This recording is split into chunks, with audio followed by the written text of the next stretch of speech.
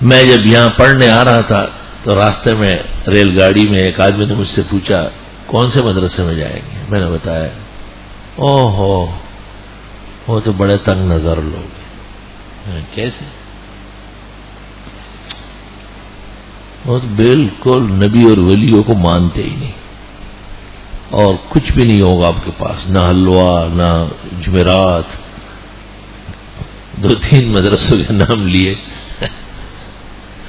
میں نے کہا میں پڑھنے جا رہا ہوں یا کھانے پینے کی مارکیٹ میں جا رہا ہوں.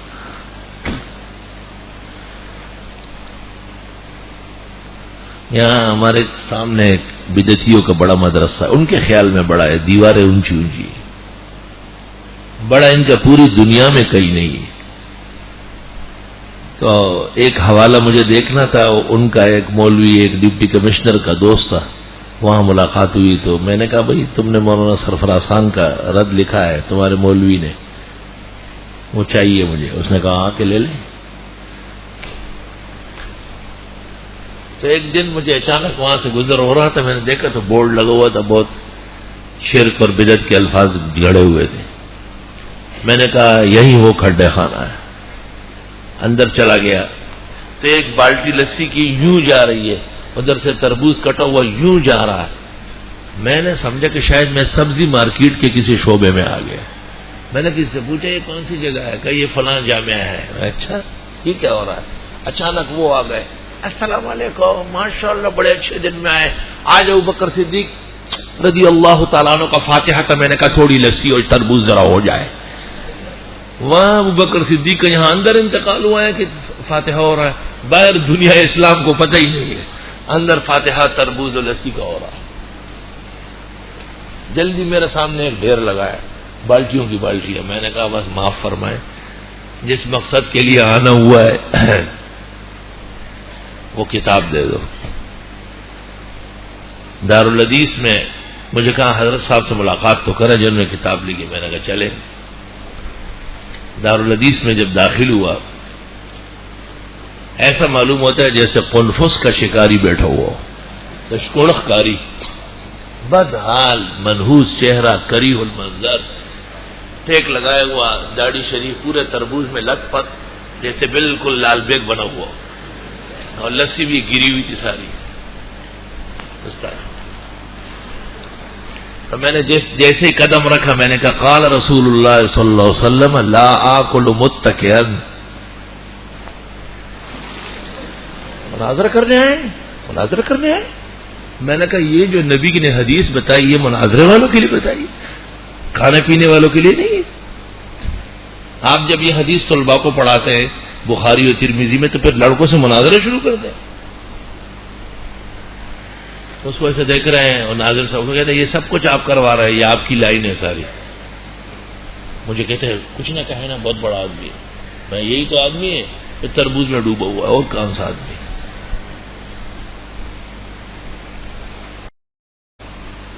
مثلہم مثال ان بےایمانوں کی، ان بدعتیوں مشرکوں کی. یہ جو منافقین کے بھی آباء و اجداد ہیں، انہیں بھی دین دیکھ کے انہیں شرم آ جاتی کہ انہوں نے دین قبول کرنے کے بعد اس کا نقشہ سارا بگاڑ کے رکھ دیا ہے. اور روزانہ لوگوں کہتے آج 30 ہے اور آج 10 ہے، آج جمعرات ہے، آج فلاں رات، ایسے خواہ. علماء دیوبند سے بھی اللہ پوچھے گا کہ جیسے رد ان کا چاہیے ایسا نہیں کر رہا ہے، اور عوام غریب بہک رہا ہے. مثلہم مثال ان منافقوں کی. لوگ ہمیں کہتے ہیں آپ کیوں نشانہ بناتے؟ وہ یہ تو قرآن سے سیکھا ہے. میں قرآن منافقوں کو معاف کر رہا ہے. دیکھو کیسے 10 نشانیاں بیان کر کے اب 2 مثالیں ان پر فٹ کر رہا ہے. جیسے مثال اس شخص کی سی ہو استوقد نارا، جو جلانا چاہے آگ، اس نے آگ جلائی. اوقدا فلما اضاءت ما حولہ، جس وقت روشن کر دیا آگ نے اس شخص کے ارد گرد کو، ذہب اللہ بنورہم، لے گئے اللہ ان کے نور کو، روشنی ختم. وترکہم فی ظلمات، اور چھوڑ دیا ان کو اندھیروں میں، لا یبصرون دیکھتے نہیں۔ کیا ہو گیا، کیوں نہیں دیکھ سکتے؟ وہ بابا اندھیری رات ہے، تھوڑی سی روشنی تھی، وہ آگ بجھتے ہی ختم ہو گئی، اب بالکل ان کے اعضاء معوف ہے، کام نہیں کر سکتے۔ اسی طرح انہوں نے وقتی کلمہ پڑھا تھا، وقتی فائدہ اٹھایا، دل میں ایمان راسخ نہیں تھا تو دیر پا فائدہ نہیں ہوا۔ خدا کی طرف سے آیات نازل ہوئی اور ان کا پردہ چاک ہو گیا، خدائی پکڑ آ گئی ہے، ذہب اللہ بنورہم وترکہم فی ظلمات لا یبصرون۔ صم بکم عمی، بہرے ہیں، گونگے ہیں، اندھے ہیں، فہم لا یرجعون، پس یہ اپنے کفر، شرک اور منافقت سے لوٹیں گے نہیں۔ اللہ، ان پر مہریں لگی۔ او کصیب من السماء فیہ ظلمات ورعد وبرق، یا ان کی مثال مانند اس بارش کی ہے، سیب، حدیث میں ہے اللہم سیبا نافعا غیر ضار، خدایا بارش برسا، موسلادھار بارش، سیب۔ اور بعض تابعین سے بادل کا ترجمہ منقول ہے سحاب کے ساتھ، لیکن جمہور نے مطر کے ساتھ ترجمہ کیا ہے۔